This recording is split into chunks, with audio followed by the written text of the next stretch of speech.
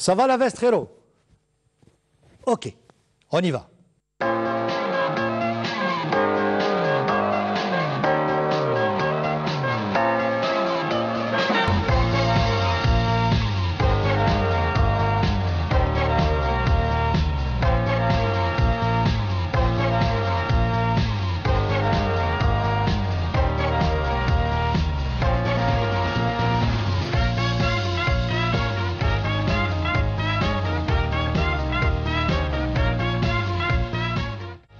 Mesdames et messieurs, chers téléspectateurs ou simples curieux, bienvenue.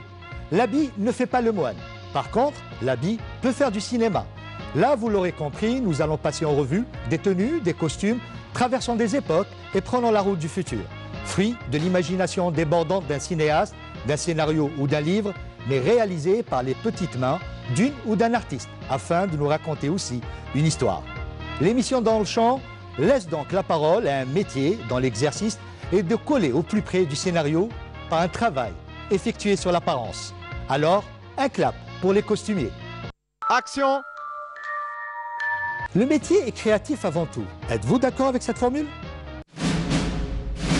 En fait, c'est un métier qui participe à l'image. Il ne suffit pas juste d'avoir la toffe et la forme ou la couleur. Il faut bien concevoir ça par rapport à la mise en scène, par rapport au jeu de l'acteur. Et c'est un travail qui est en relation étroite avec le réalisateur, le chef décorateur, le chef DOP aussi. Donc c'est vrai que c'est un métier créatif, quoi. Le métier il est créatif parce qu'il y a une part de création au niveau de costume. C'est lui qui donne l'image au réalisateur et qui donne vie au scénario. Parce que le costume, pour moi, c'est très important. Il détermine non seulement le caractère du personnage, d'abord, et en même temps le lieu, et en même temps la notion de temps aussi. Donc il est là à intervenir pour l'action dramatique, pour ce que le réalisateur veut donner. Pouvez-vous maintenant me citer les tâches qui incombent au costumier?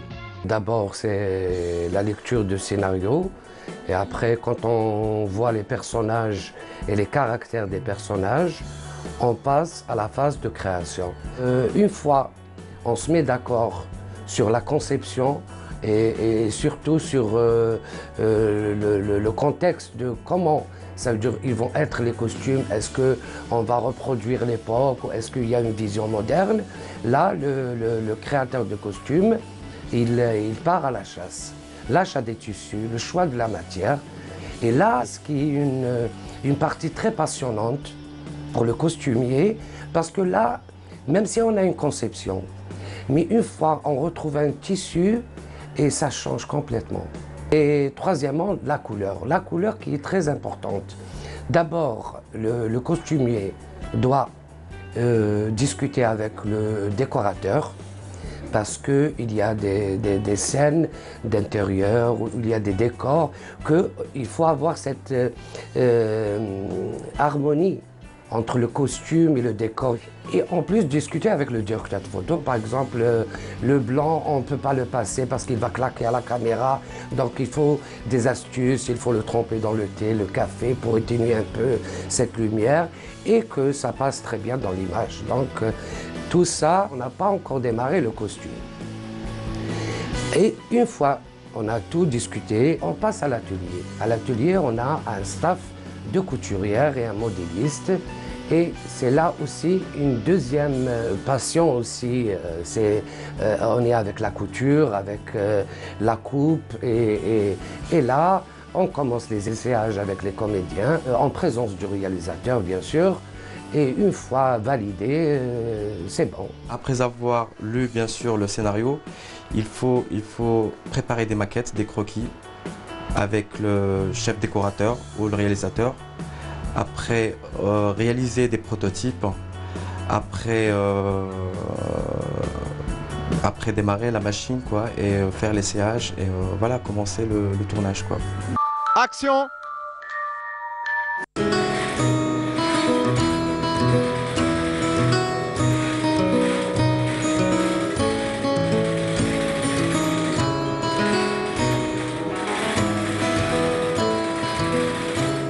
Contrairement à ce que vous pouvez penser, ce n'est pas un atelier de couture ordinaire. Le client est un film. Oui, c'est bien ici que l'on réalise et que l'on confectionne les costumes du long métrage d'Arbi Ben Mehdi. Des créations, des réajustements, mais pas seulement. On fait d'abord la recherche. Après, on recherche aussi le tissu. Il faut qu'il soit ancien. Il faut que ce soit un tissu ancien. On ne peut pas faire avec un tissu actuel. On s'attelle au travail avec précision et concentration, à l'image de Zineb. Même avec les tissus, on les vieillit aussi. On fait la patine pour que ça semble ancien.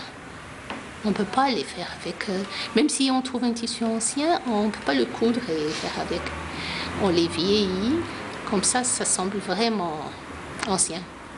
Au cinéma, le métier de costumier est un maillon fort dans l'industrie du 7e art, un segment à ne pas négliger, surtout lorsqu'il s'agit de grosses productions. Quand j'ai commencé le film, j'ai fait un déploiement général du scénario avec une continuité et un déploiement par rôle de comédien. Là, ça sert pour nous, les chefs costumiers, les costumiers, à savoir le nombre de costumes qu'on a dans le film, par comédien, par séquence, pour ensuite, sur le tournage, ne pas avoir de problème de raccord.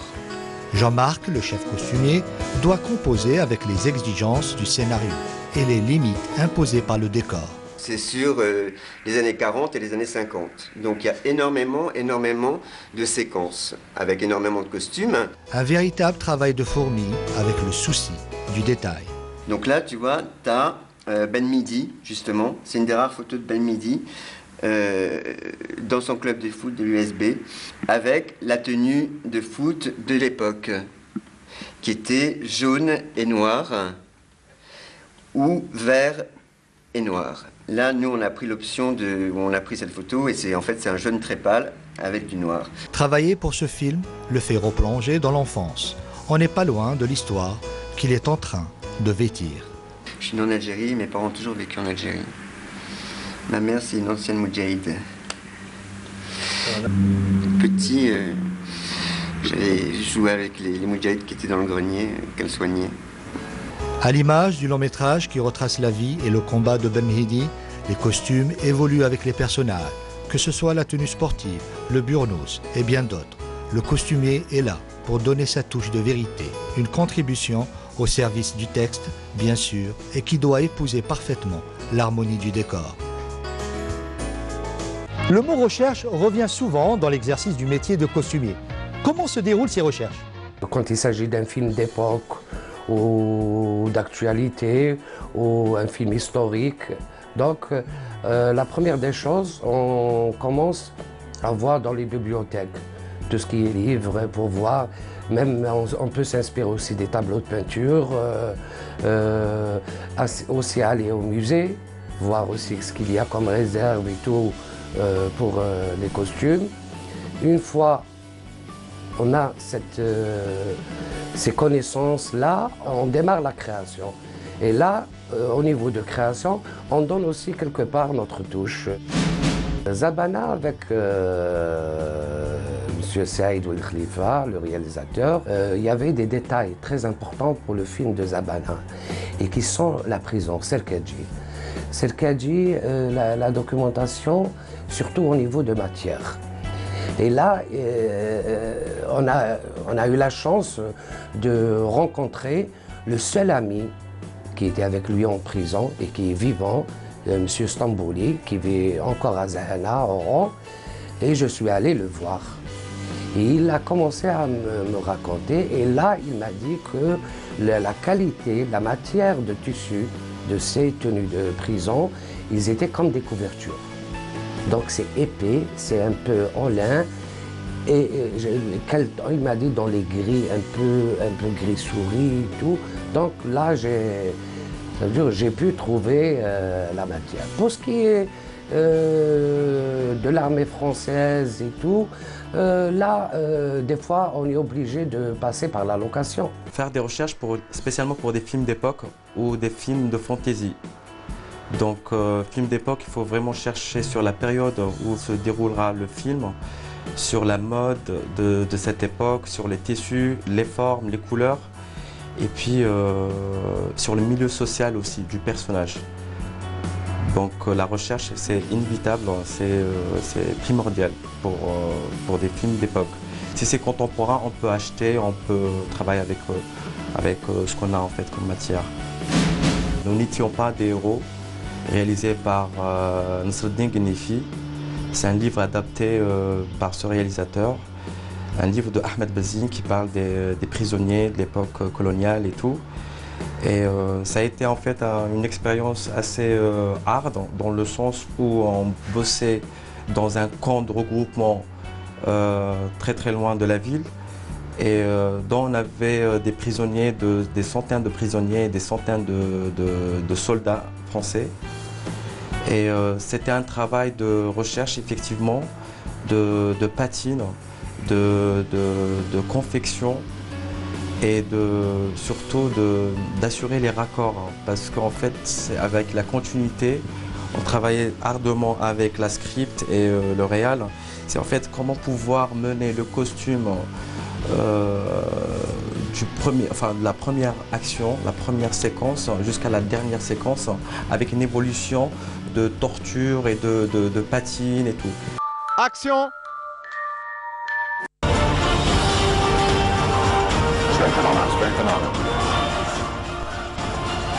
Force et honneur. Qui ne connaît pas cette réplique? Sortie tout droit du film Gladiator. Rome dans toute sa splendeur et sa décadence. Filmé par un cinéaste qui renoue avec un genre mis de côté par les studios hollywoodiens de l'époque.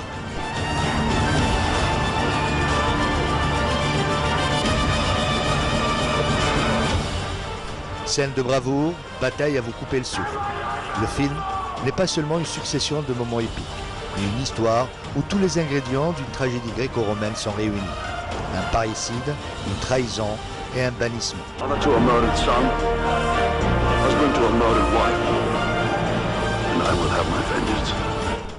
Le fils qui tue son père, qui lui refuse le trône d'empereur, le général fidèle qui refuse l'allégeance au nouveau César, un point de départ des plus intéressants, mais maintes fois compté à travers l'histoire de l'Antiquité.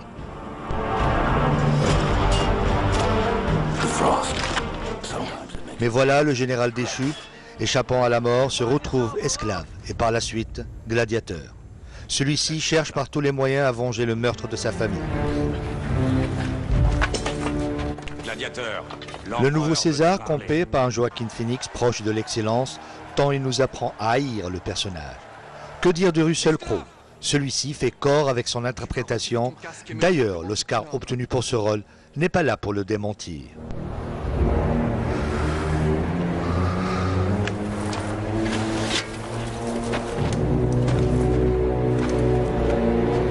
Mon nom est Maximus Decimus Meridius, commandant en chef des armées du Nord, général des Légions Félix. Autre Oscar obtenu, et qui souligne bien le souci du détail chez Ridley Scott, les costumes, tuniques, toges, sans oublier les armures, et autres habits de l'époque désignant le rang social de tous les personnages du film. Un travail qui donne plus de crédibilité visuelle au long métrage Gladiator.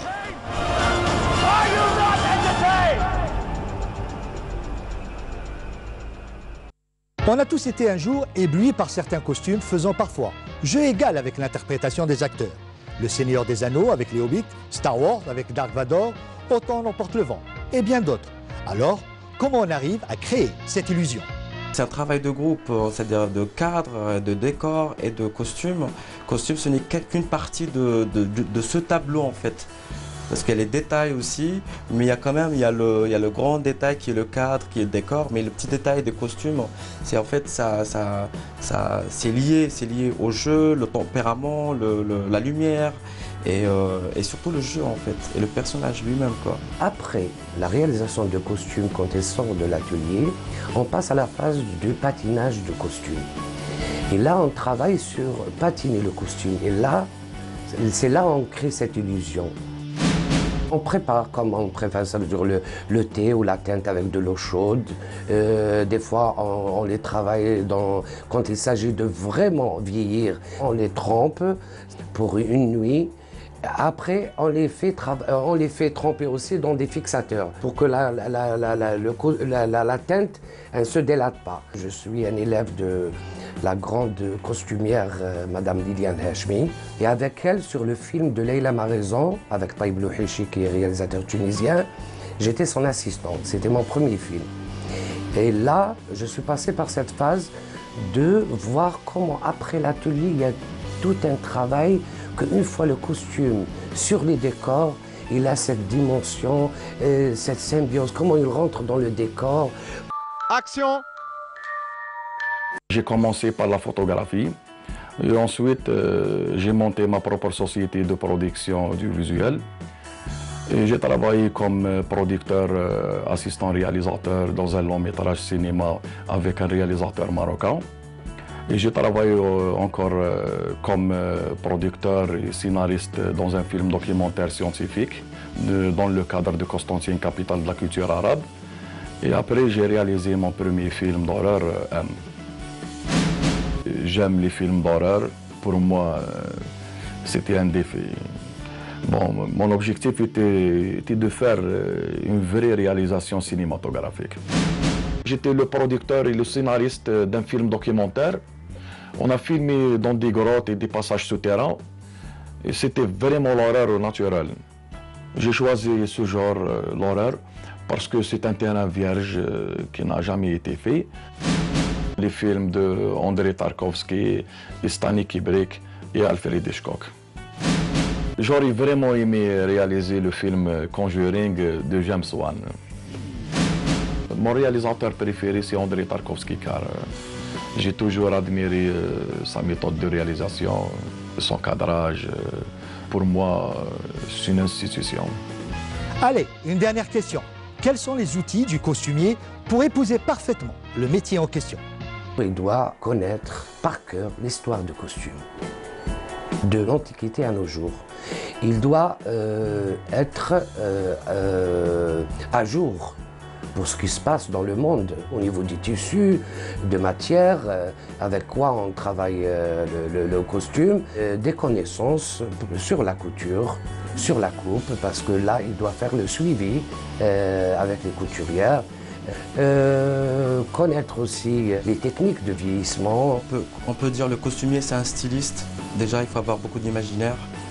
Il faut savoir comment monter déjà le costume, c'est-à-dire il faut avoir minimum d'expérience en tant que modéliste. Il faut exercer, quoi. Réfléchir aux vêtements adéquats en prenant en compte plusieurs paramètres comme le souhait du réalisateur, la luminosité et les personnages. Le tout pour créer une cohérence entre la performance des acteurs, l'époque où ils évoluent et l'histoire qui est portée sur grand écran. C'est possible grâce au savoir-faire d'un artisan hors pair du 7e art, le costumier. Action. Another hero.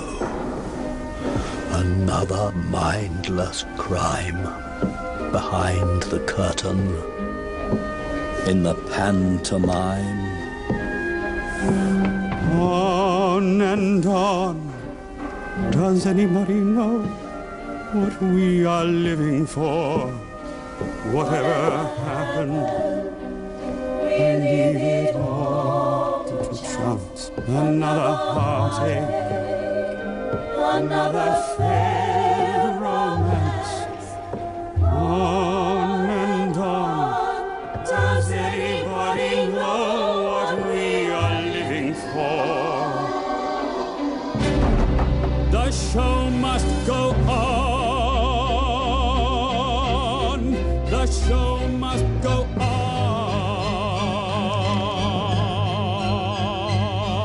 Outside, the dawn is breaking on the stage that holds our final destiny. The show must go on. The show must go on.